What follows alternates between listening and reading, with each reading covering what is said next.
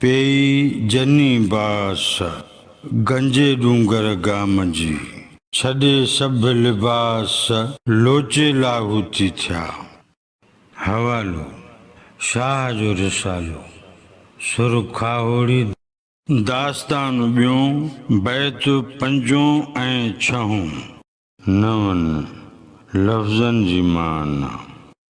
ज़रूर माना ज़रूरी कम या तालुकात, बास माना बूए, लिबास माना कपड़ा ठगियूं या दगाऊं, गंजो डूंगर माना गंजो टक्कर। गाम हिन बैत मूजिबि माना थींदी माण्हुनि जी नंढी बस्ती या नंढो ॻोठ।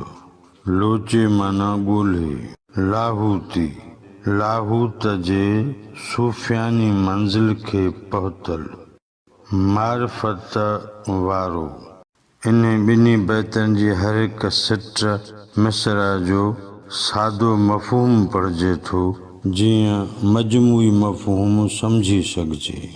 पेई जन परूड़ गंजे डूंगर गाम जी, जन खे गंजे टकर ते कंहिं गाम जी सुध पई, छॾे सभु ज़रूर लोचे लाहूती थिया।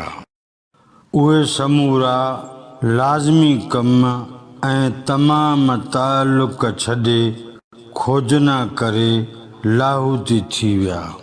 पेई जनी बास गंजे डूंगर गाम जी, पेई जनी बास गंजे डूंगर गाम जी, छॾे सभु लिबास लोचे लाहूती थिया।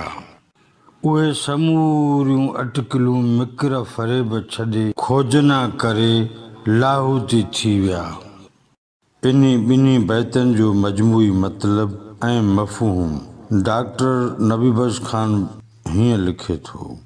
पेई जन परूड़ गंजे डूंगर गाम जी, छॾे सभु ज़रूर लोचे लाहूती थिया। जन तालिबनि खे गंजे टकर में हलंदे विख विख ते तरीक़त जी राह खां वाक़फ़ियत थी, उहे पोइ पंहिंजा ज़ाती गर्ज़ छॾे घणो सोचे वीचारे हक़ीक़त जी तलाश में अॻिते निकिरी विया।